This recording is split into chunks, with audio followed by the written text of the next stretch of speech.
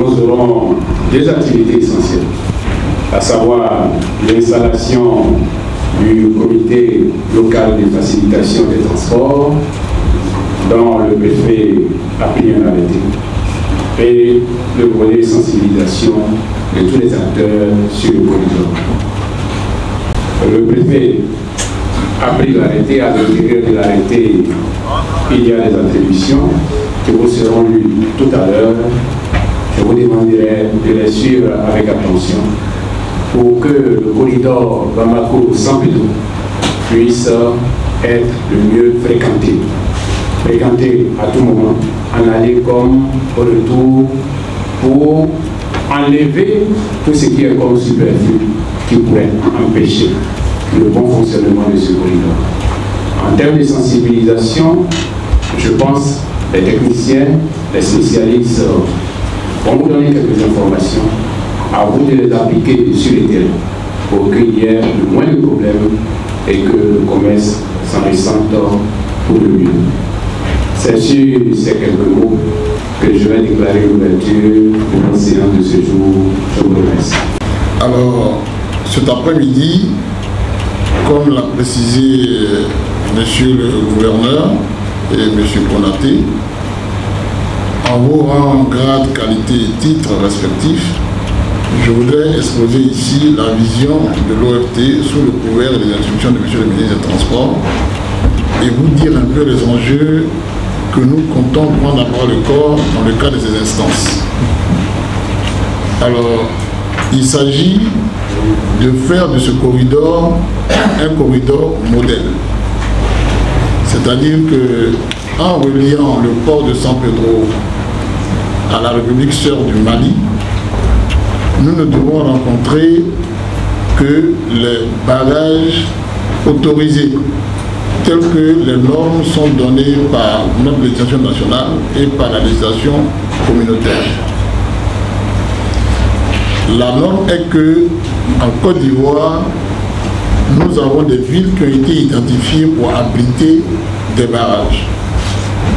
En dehors de ces villes, toutes les autres villes qui ne figurent pas sur ces cartes ne sont pas autorisées à ériger des barrages. Des exceptions peuvent être accordées lorsque le préfet, représentant local du président de la République, estime qu'il y a des raisons de sécurité ou de défense qui peuvent justifier l'érection de certains barrages. Mais en dehors de ces cas d'exception, nous avons des normes que nous devons absolument respecter. Le comité local de fluidité de transport, dont la lecture vous sera donnée ici par M. Konaté ou par les services de M. le préfet, aura pour mission premièrement de recevoir toutes les plaintes concernant les tracasseries, les raquettes. À charge pour le comité de développer des stratégies pour traiter ces plaintes et leur réserver les suites idoines. Deuxièmement, le comité aura pour mission de mener des activités d'information, de formation et de sensibilisation à l'intention de tous les acteurs de la route. Il ne s'agit pas seulement des transporteurs, mais il s'agit également de toutes les organisations socio-professionnelles, de commerçants, dans le secteur notamment du vivrier, du café cacao, de l'EVA et j'en passe. Parce que la Côte d'Ivoire veut bâtir des routes fluides. Et cette fluidité est nécessairement en corrélation avec l'économie. Moins il y a de barrages, plus l'économie est fluide, plus le pouvoir d'achat des populations augmente et moins le panier de la ménagère devient faible. Donc ici, l'idée, c'est de faire du port de San Pedro un port compétitif, de faire de la Côte d'Ivoire une destination compétitive et de faire des transporteurs ivoiriens des transporteurs modèles. Si nous arrivons ensemble à lutter contre les tracasseries, les raquettes, la congestion, à assurer une bonne liberté de circulation des personnes, des biens et des services, le PR8 sera cité en modèle au niveau de la CEDEAO. La preuve est qu'aujourd'hui, nous avons de plus en plus une montée en puissance des actions de sensibilisation, d'information et de formation à l'intention des usagers. Donc le CLFT qui sera installé aujourd'hui aura pour mission de veiller à ce que toutes les dispositions, toutes les mesures réglementaires qui sont prises sont respectées et que les plaintes ou les actions menées par les populations sont traitées avec diligence et efficacité.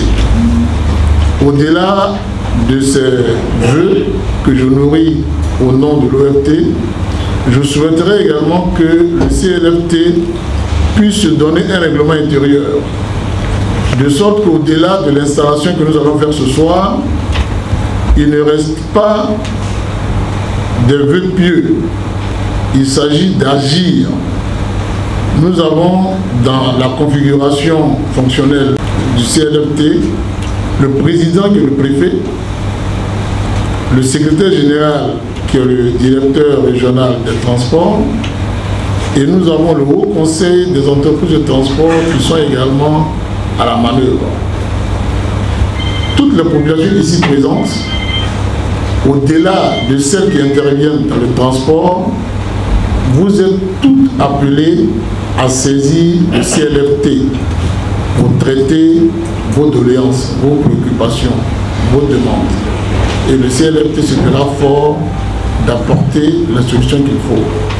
Nous allons avec l'OFT convenir d'un planning d'activité des différents CLFT et nous allons les appuyer en envoyant à terme convenu des équipes d'experts pour les accompagner dans le déroulement de leurs activités.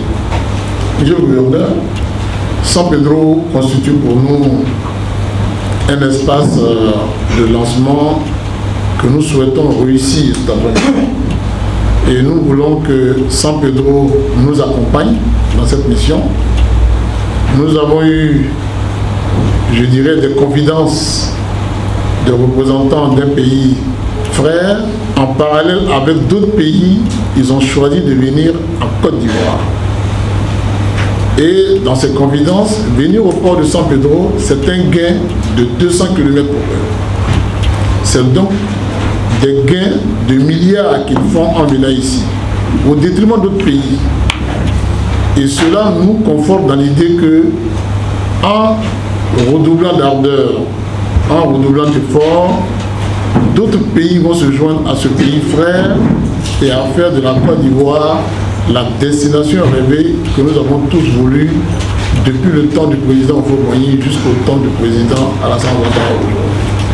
C'est sur ces mots d'espoir et d'engagement que je voudrais engager tous les membres du CLFT à faire de ce creuset-là un outil d'intégration, un outil de traitement des préoccupations, un outil d'efficacité et d'efficience. C'est mon ambition que je souhaite partager avec vous, sous bien sûr le couvert du préfet de San Pedro et conformément aux instructions de monsieur le ministre des Transports. Je vous remercie.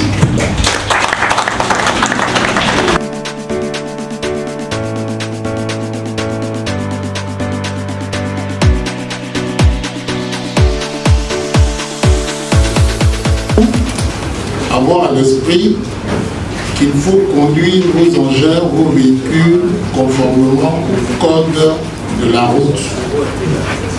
Vous conduisez pour vous-même, mais vous conduisez également pour les autres. Et au final, moins d'accidents, c'est la Côte d'Ivoire qui gagne, c'est les familles respectives qui gagnent. Et ce message est très important au niveau du ministère des Transports. La fluidité, c'est également une question de comportement, de discipline. Cela est valable tant pour les civils que pour les militaires. Nous vous remercions pour votre attention. Monsieur le préfet, merci de traduire à monsieur le préfet de région nos sincères remerciements pour sa disponibilité, pour sa implication personnelle, et pour votre présence également à cette cérémonie que vous avez aussi par votre maestria. Et nous nous engageons en tout cas de notre côté, à porter ce combat grâce à vos bénédictions.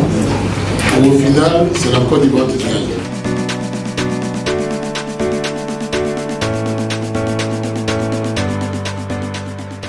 D'abord aux conducteurs.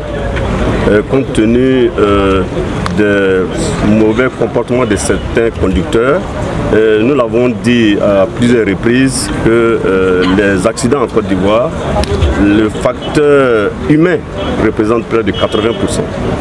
Et donc nous profitons de cette caravane-là pour sensibiliser nos conducteurs, nos camarades conducteurs à l'effet de se comporter très bien, d'être très attentif dans la conduite. Parce que nous avons rappelé l'accident, le dernier accident tragique qui s'est déroulé à Issia, qui a fait malheureusement 26 victimes. Alors donc nous allons continuer la sensibilisation. Le secrétaire général l'a dit tout à l'heure que de San Pedro jusqu'à Tiengrela, nous avons dénombré 55 postes de contrôle. Alors que selon l'Observatoire de la fluidité de transport, cela ne devait être que 10. Et donc nous allons faire en sorte que ces 10 barrages soient respectés. Parce que le facteur, les tracasseries routières sont également un frein à l'économie nationale. Et tout le monde y perd. Estimé qu'au-delà de la problématique de la fluidité qui est traitée de manière transversale à Abidjan, à travers le Comité national de facilitation de transport, il fallait avoir des relais locaux présidés par les préfets, et dont les secrétariats sont tenus par les directeurs régionaux de transport, avec l'appui des représentants du Haut Conseil des entreprises de transport. C'est en cela que ces instances-là vont permettre aux populations, aux acteurs du commerce et du transport, de saisir le préfet ou tout autre membre afin de traiter leurs préoccupations en lien avec la fluidité et la facilitation du transport. J'en profite pour dire que nous allons procéder à l'installation de ces CLFT sur l'ensemble du territoire, de sorte que la communication concernant les 33 barrages autorisés soit comprise et mise en œuvre et acceptée par tous.